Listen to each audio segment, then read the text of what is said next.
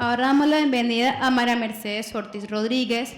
Es profesora titular de la Escuela de Estudios Literarios de la Universidad del Valle, en donde enseña literaturas amerindias, literatura afro-latinoamericana, literatura latinoamericana y teorías literarias. Es antropóloga de la Universidad Nacional de Colombia, con un doctorado en literaturas hispánicas y lusófonas de la Universidad de Iowa en Estados Unidos. Sus temas de investigación abarcan las representaciones de conflictos interétnicos en fronteras interiores, llanos, Amazonía y Guajira, en la literatura hispanoamericana y brasileña, literaturas indígenas contemporáneas en consonancia con la emergencia y auge de los movimientos indígenas, en particular de la literatura guayú y literaturas afro-latinoamericanas, desde la perspectiva de la diáspora africana, la transculturación y la intersección entre raza, clase y género. Ha publicado artículos y capítulos de libros en revistas y libros en Brasil, Colombia y Estados Unidos.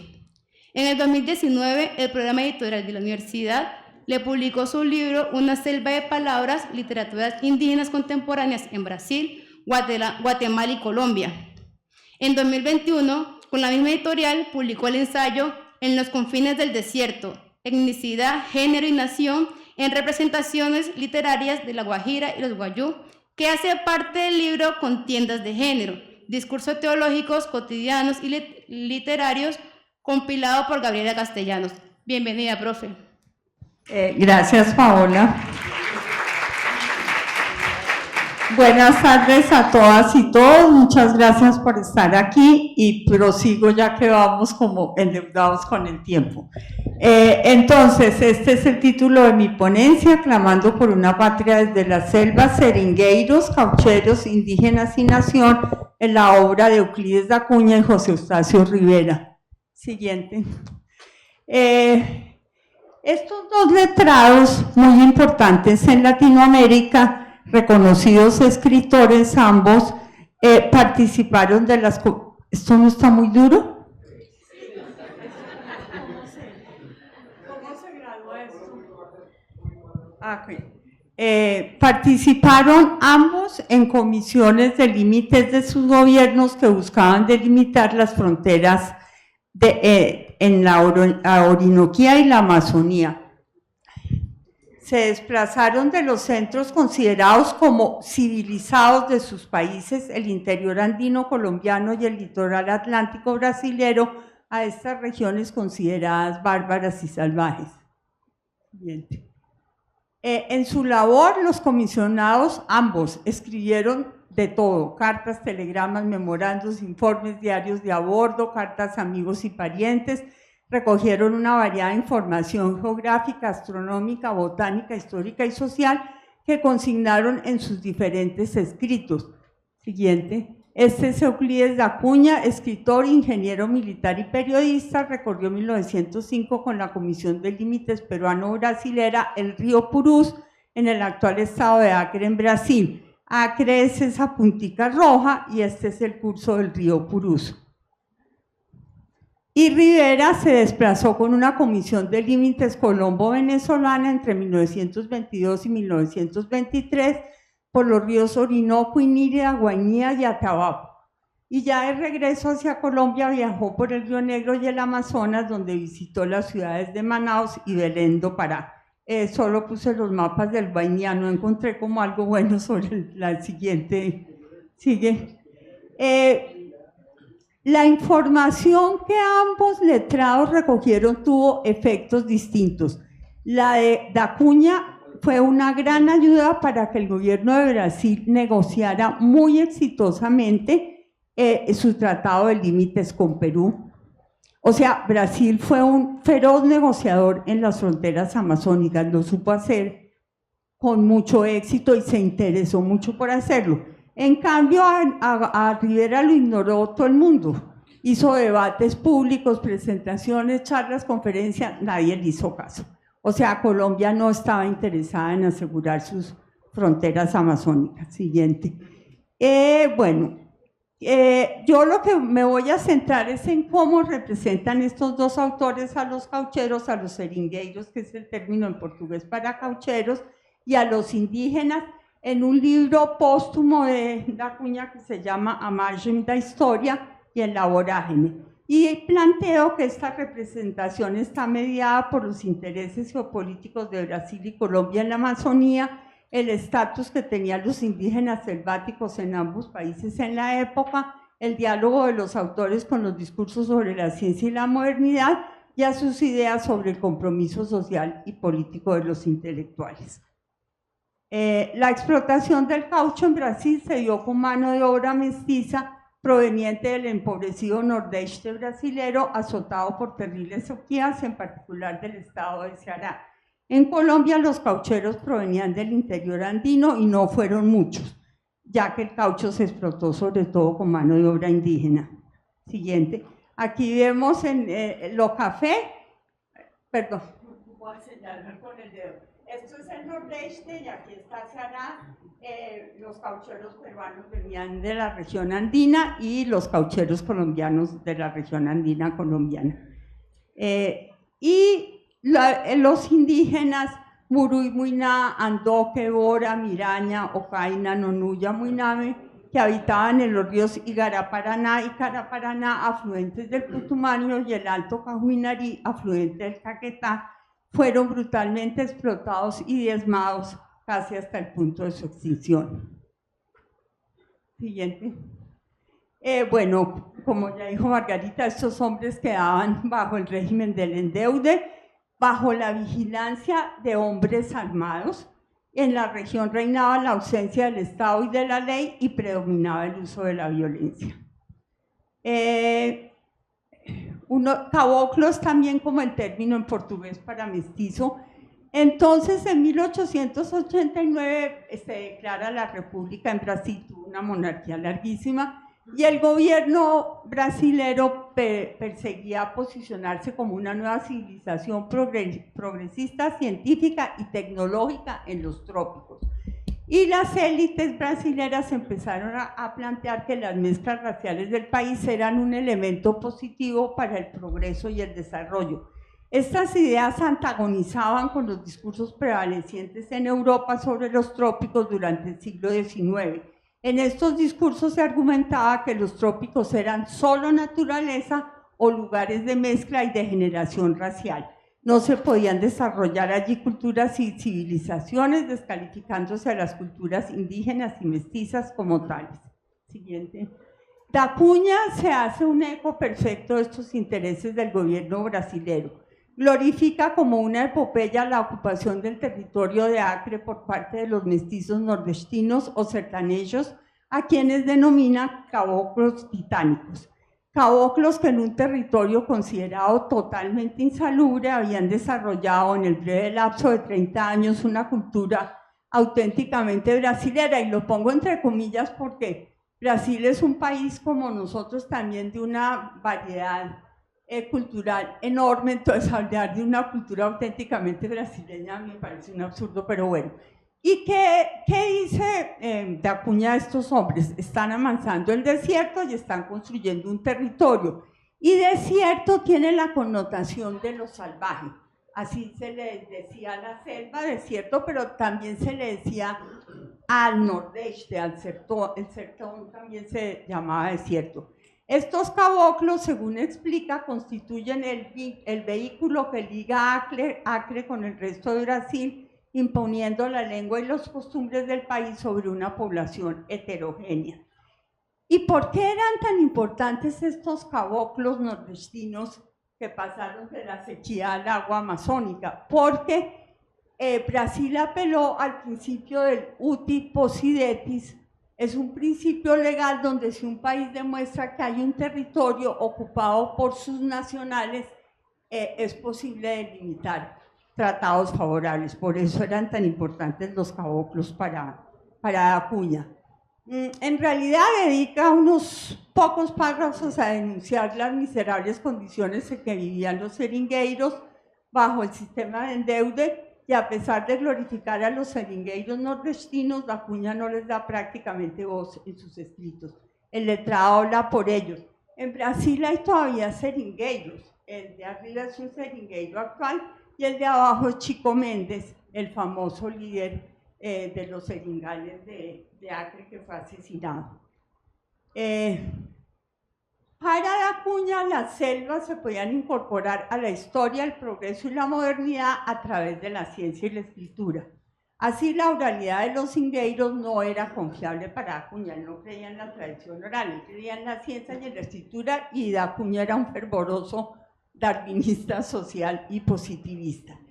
¿Qué eran los indígenas en Brasil en esa época? Menores de edad que se debían tutelar.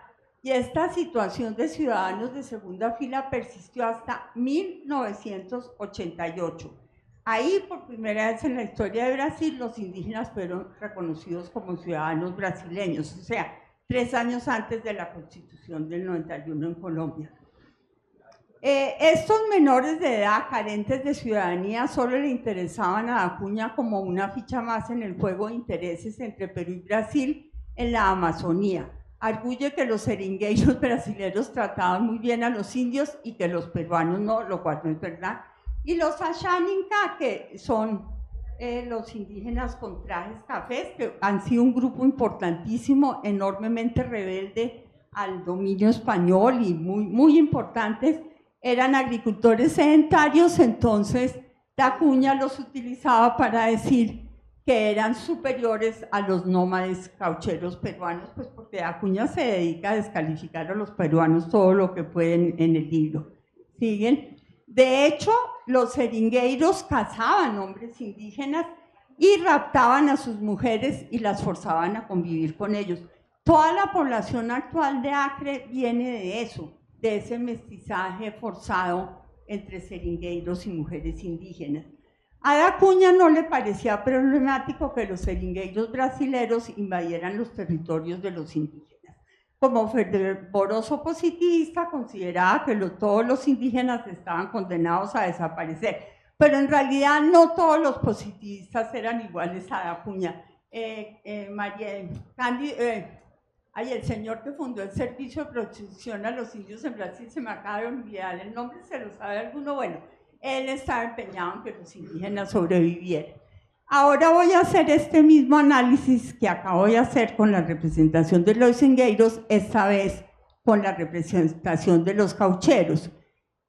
¿Cómo Rivera centra su representación de los caucheros en la figura de Clemente Silva, un hombre andino oriundo de Pasto, a pesar de que en la misma novela se dice que los trabajadores del caucho eran mayoritariamente indígenas? A diferencia de Euclides, Rivera sí les da voz a los caucheros a través de este personaje que ocupa amplios trechos de la novela y desplaza a Arturo Cova como narrador. Y hay una cosa muy interesante, es que Rivera tuvo contacto con la tradición oral de los caucheros casi desde niño, porque es que llegar del Huila ya a la selva es un paso, ¿cierto? Bueno, en este tiempo no era un paso, eran muchos pasos, pero digamos hay una cercanía. Entonces él oyó muchas historias desde su niñez y tuvo relación con Custodio Morales, ex coronel del ejército colombiano, quien había recorrido las selvas del Caquetá Putumayo y que aparece en la novela como amigo de Clemente Silva. Él mete a Custodio en la novela. Y como comisionado del límite, Rivera recogió personalmente relatos sobre Funes y sobre las desventuras de los caucheros colombianos. Entonces la vorágine juega un rol de mediación muy importante entre las culturas orales y las culturas letradas. Eso es uno de los aportes más importantes, en mi opinión, de la vorágine a la cultura nacional, aunque por supuesto no, bueno, después voy a hablar de los indígenas. Eso a Acuña no le importa, él no quiere saber nada de la oralidad, sigamos. Bueno, entonces, a través de Silva, como lectores, nos enteramos de los atropellos, iniquidades, explotación e injusticias que han vivido los caucheros colombianos, carentes de un Estado que los proteja, carentes de un Estado que se ocupe de ellos y de las iniquidades de los malvados peruanos. Y Cova, muy rimbombantemente, se postula como el defensor de estos explotados. Sepa usted que soy por idiosincrasia el amigo de los débiles y los tristes. Más adelante, dirigiéndose a Clemente, apela al uso de la violencia contra los opresores. Su redención encabeza el programa de nuestra vida. Tengo el ansia de contender con esta fauna de hombres de presa a quienes venceré con armas iguales, aniquilando el mal con el mal, ya que la paz y la justicia solo se pronuncia entre los rendidos. Entonces hay que enfrentar a los caucheros por la fuerza. Se establecen lazos entre los distintos personajes por el hecho de ser colombianos en el intento de generar una patria como comunidad imaginada en los territorios selváticos. Así Clemente exclama emocionado: sois colombianos como lo oye, y amigos suyos. Estas ideas de Cova se asemejan a los postulados del APRA, un partido populista de corte urbano fundado en 1924 por el peruano Víctor Raúl Haya de la Torre. En este se le otorgó a los intelectuales el rol de ser los portavoces de los intereses de los trabajadores, ya que se consideraba que estos no tenían la capacidad de desarrollar una actividad política independiente. Rivera confiaba en el poder de la escritura para impulsar un debate en el centro del país sobre unos territorios y unas entes que el Estado colombiano mantenía en el abandono. A diferencia de Acuña, sin embargo, no creía ciegamente en la ciencia y la tecnología. Y en eso Rivera es un autor mucho más crítico que Acuña, porque Rivera sabía que la ciencia y la tecnología se podían usar para el bien y para el mal. Hay ese episodio del visitador al que le cuentan que las cicatrices que tienen los caucheros son producidos por un árbol que además llaman mariquita, como un rasgo de homofobia en la novela, y eso lo justifican diciendo que el sabio científico francés fue el que dijo eso. Entonces Rivera tenía sus dudas frente a ese poder total y privilegia los mapas mentales de Clemente Silva sobre los deficientes mapas oficiales.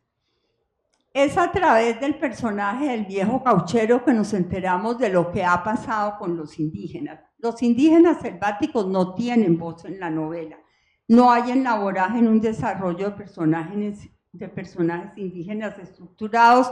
Se muestran, por el contrario, indios genéricos, anónimos e idénticos entre sí. Otra vez para atrás. Este es como el hábitat de los grupos que fueron esclavizados. Estos son huitotos que aparecen en el libro de Wiffen, espero no estarme confundiendo con la foto, y estos son huitotos actuales. Bueno, huitotos no, perdón, Muiná, ¿cierto? Bueno, se ignoran las diferencias entre los distintos grupos étnicos, los individuos y la complejidad de las relaciones intertribales. Se mencionan algunos nombres de los grupos étnicos carentes de sentido para un lector todavía hoy en día, que por lo general ignora estas realidades: piapocos, guaigos, baniguas, barés, cuivas, carijonas, huitotos y antopes. Por ejemplo, los cuivas y los guaigos son de los llanos y los piapocos comparten llano y selva. Él mete a todo el mundo como en el mismo canasto, por decirlo así. Se mencionan algunas lenguas nativas, 3 o 4, carijona, huitoto, muinane. El yeral es una lengua franca colonial. El yeral aparece como una lengua colonial después de la llegada de los europeos y es una lengua que tiene como base el tupí guaraní, pero ya yo no soy lingüista, pero no es exactamente una lengua indígena totalmente, pero sí fue muy importante. Y en Colombia todavía hay indígenas que hablan, en el Baupés hay indígenas que hablan yeral. Los indígenas se describen por lo general como seres primitivos y repulsivos y como salvajes inferiores, que fue la descripción que leyó Selmy, que corresponde a la descripción de los indígenas de los llanos. Yo creo que el tratamiento de la novela varía sobre los indígenas, no es lo mismo en los llanos que en la selva, no es que sea mejor, es un poco distinta. No se reconoce la existencia de la agricultura entre los grupos amazónicos. O sea, en la novela todo el mundo come mañoco, todo el viaje, y el mañoco es producto de la yuca brava que es sembrada y que las mujeres indígenas procesan para quitarle el veneno, y sin embargo, en sus informes de la Comisión de Límite, Rivera dice que no hay agricultura. Aquí vemos a las mujeres procesando la yuca, las mujeres amazónicas son unas agrónomas maravillosas y en realidad la producción de comida estable está en manos de las mujeres. Ellas son las que siembran. Rivera coloca a los indígenas en el telón de fondo de la problemática de las caucherías, despojándolos de protagonismo histórico de importancia. Y yo aquí lo que sí quiero como aclarar es que, pues, o sea, Rivera vivió en la época en que vivió. Era muy difícil que él superara las visiones de su época sobre los indígenas. O sea, no le podemos pedir a Rivera lo que no estaba en capacidad de dar, porque ese era el discurso imperante en Colombia sobre los indígenas, que todavía tiene fuerza, tenemos que decirlo tristemente. Y ya voy a acabar. En Colombia, las comunidades indígenas de los llanos y de las selvas, pero también del Pacífico, de la Guajira y de las llanuras del Caribe, como Margarita ha analizado brillantemente en las fronteras, eran bárbaros, salvajes. Había que reducirlos a la vida civilizada, había que cristianizarlos. Y estos indígenas estaban en manos de las órdenes misioneras por el concordato que firmó Colombia en 1889 con la Santa Sede. El muy prestigioso caudillo liberal Rafael Uribe Uribe tiene un libro horrible que se llama Reducción de Salvajes, y ahí dice eso, que Colombia es una nación rodeada de salvajes y que si no los civilizamos van a acabar con la nación colombiana. Siguiente. Bueno, ¿qué hace Rivera con los indios? Los subsume en su pertenencia a una nacionalidad y a un sector o clase social, los trabajadores. Pero eso es un poco difícil de meterlos en la nacionalidad colombiana, ya que por ley ellos eran salvajes y no eran ciudadanos. Entonces eso es como uno de los intríngulis de la novela, pero él los quiere volver colombianos a toda costa para poder alegar también el principio de Luti Posidetis. O sea, había un fin político en volver a los indígenas colombianos. Sigan. Y o sea, él ha exaltado a los caucheros colombianos para construir una patria, pero los caucheros colombianos no eran para nada mejores que los peruanos. En 1907 el gobernador del Cauca había enviado un informe sobre las torturas con que los caucheros colombianos sometían a los indígenas, y lo mismo cuenta Joaquín Rocha en su libro Memorándum de Viaje, que está en la biblioteca personal de Rivera. Y lo mismo había contado Roger Casement. Yo no sé si ustedes saben si Rivera había leído a Casement o no. No, ¿cierto? Porque Rivera no hablaba inglés. Ok. Todavía no se había traducido. Ah, bueno. Entonces, ¿por qué hace todo esto? Para defender una patria, ¿sí? Y para defender una patria necesita unos dolientes que la encarnen, y esos son los pobres explotados caucheros colombianos, ¿no? Y hacen lo mismo que Dacuña, o sea, hacen una retórica similar. Siguiente. Y una cosa interesante en la novela es que muestra que con los indígenas se ejerce un terror de violencia física, pero también hay un terror ideológico y hay un impacto diferencial según el género. Es distinta la suerte de las mujeres indígenas a la de los hombres. Las niñas de 8 a 12 años eran entregadas a los caucheros para que las usaran sexualmente. ¿Sigue? Y Silva, Silva, que siempre le está explicando todo a Coba, pues porque Coba no conoce la realidad, les cuenta que o sus padres las habían vendido por saltelas o cachivaches, o las habían raptado a la fuerza. Esa era una estrategia muy usada, y las habían obligado a una maternidad no deseada.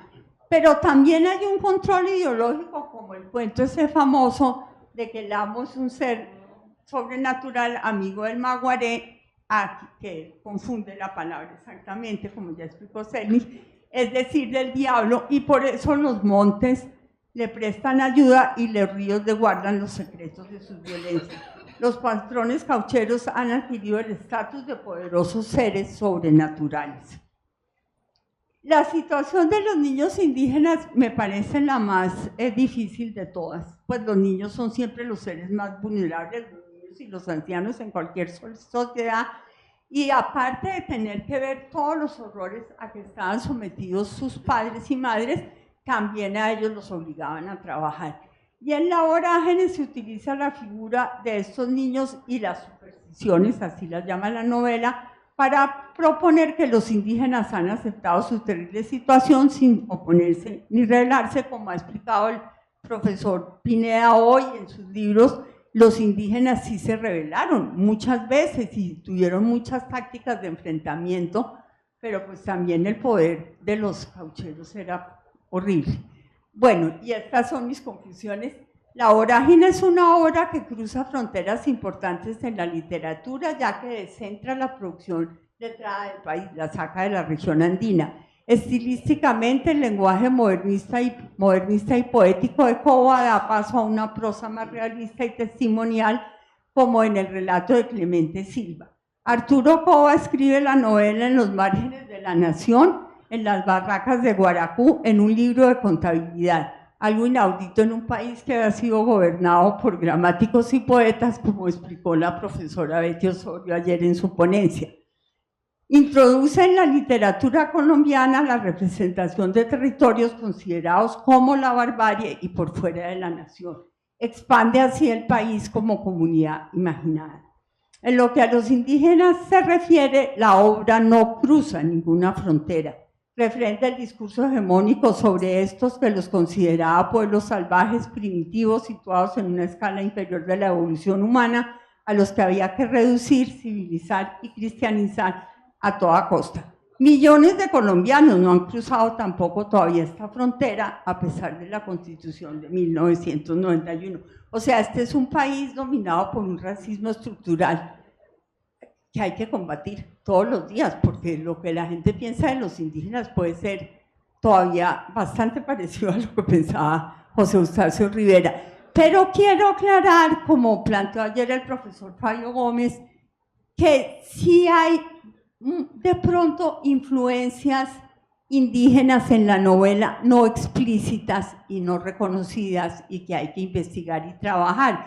Por ejemplo, esa creencia muy marcada de Clemente en los espíritus de la selva me hizo pensar en lo que explicó hoy pues, el profesor Pineda, ¿no? La selva tiene espíritus, la selva tiene poderes.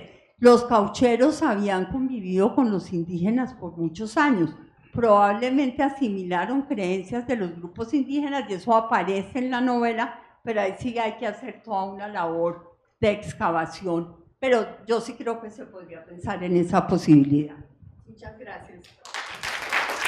Considerar también que los aportes de los estudios culturales que tenemos ahora, que nos permiten hacer toda esta posible mirada sobre aspectos que no conocíamos, pues no era precisamente lo que tenía a la mano Rivera en su momento, ¿sí? Entonces también aplicarle una lupa tan grande, digamos tan exhaustiva con relación a desde lo que tenemos hoy para valorar nuestras culturas, considerando la época y las circunstancias que él tenía, también me parece que se debe un poco matizar. O sea, yo pienso que Rivera no pudo superar las ideas de su época sobre los indígenas, como muchos colombianos hoy en día tampoco. Pero yo sí también quiero anotar que el movimiento indígena colombiano y latinoamericano ha sido el fenómeno político más importante del siglo XX, que los indígenas no son unas víctimas, que el movimiento indígena tambaleó a los estados-nación latinoamericanos, los obligó o sea, la Constitución del 91 no fue que de buenas personas les dimos a los indígenas el derecho a la existencia. Los indígenas se lo habían peleado desde los 70 y estaban tan organizados y tan bien estructurados que pudieron sacar muchas ventajas de la Constitución. Entonces, yo sí creo que hay que entender también cómo los indígenas han luchado, se han organizado y se han vuelto un poder en este país. O sea, yo no creo que los indígenas sean unos pobres seres indefensos, víctimas. No, me parece que son unos combatientes de primera línea, la verdad.